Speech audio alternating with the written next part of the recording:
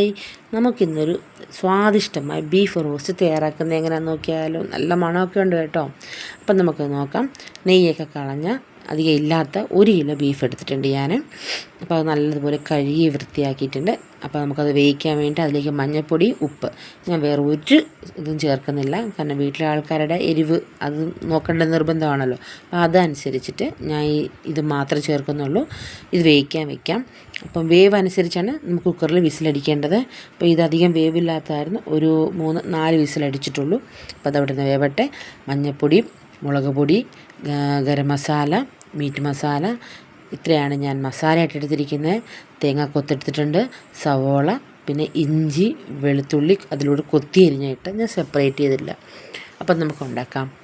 ആവശ്യത്തിനുള്ള എണ്ണ ഒഴിച്ച് കടുക് പൊട്ടിച്ച് അതിലേക്ക് ഞാൻ അരിഞ്ഞു വെച്ചിരിക്കുന്ന തേങ്ങക്കൊത്തിട്ടു. തേങ്ങക്കൊത്ത് എന്താ ചെയ്യുന്നത്, നന്നായിട്ട് ഒരു ബ്രൗൺ കളറാകുന്ന വരെ ഒന്ന് മൂപ്പിച്ചെടുക്കണം.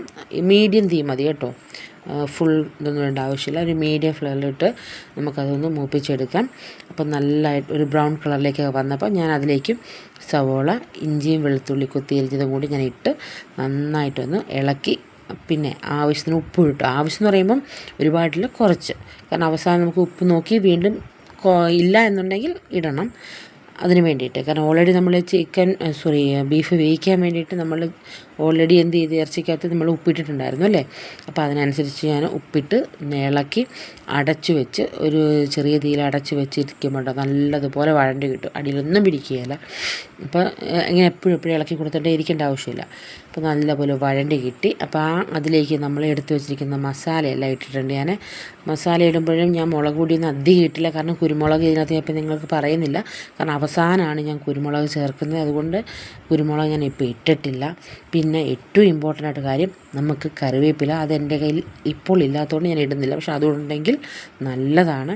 അപ്പോൾ നല്ലതുപോലെ ഈ മസാലയ്ക്ക് ഒന്ന് മൂത്ത് പച്ചമണമൊക്കെ മാറി വരുമ്പം നമ്മൾ വേവിച്ച് വെച്ചിരിക്കുന്ന ആ ഒരു ബീഫും വെള്ളവും കൂടി അല്ലേ, അതിൻ്റെ സ്റ്റോക്കും കൂടെ ചേർത്ത് നമുക്ക് ഒഴിച്ച് നന്നായിട്ടൊന്ന് ഇളക്കി അടുപ്പയിൽ ഒരു മീഡിയം തീയിൽ ഒന്ന് വേവിച്ച് എടുക്കാം. വെള്ളമൊക്കെ ഒന്ന് പറ്റി വരട്ടെ. നല്ലതാണ് കേട്ടോ, തിളച്ച് വെള്ളമൊക്കെ ഒന്ന് പറ്റി കുറുകി വരുമ്പോഴാണ് നമ്മളുടെ ഈ എന്താ ഇടേണ്ടത്, കുരുമുളക് ഇടേണ്ടത്. അപ്പോൾ കുരുമുളകൊക്കെ ഇട്ട് നന്നായിട്ട് വരണ്ട് വരുന്നത് നമുക്ക് ചെയ്യാം.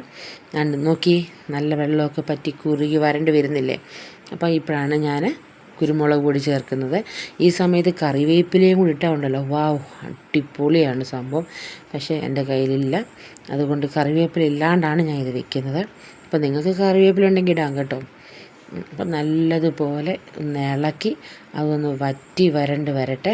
നല്ല ടേസ്റ്റ് കേട്ടോ. നിങ്ങളെല്ലാവരും ഇത് വീട്ടിൽ ട്രൈ ചെയ്യണം. ഇങ്ങനെ എളുപ്പമാണ് ഇങ്ങനെ ചെയ്യാൻ വേണ്ടിയിട്ട്.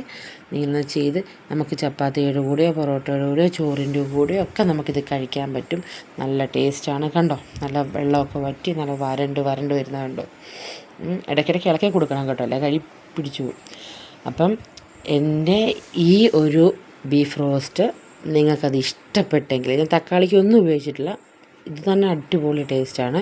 അപ്പം നിങ്ങൾക്കിത് ഇഷ്ടപ്പെട്ടെങ്കിൽ അത് ഉണ്ടാക്കി നോക്കുന്നേ, അപ്പോൾ ഉറപ്പായിട്ടും ഇഷ്ടപ്പെടും.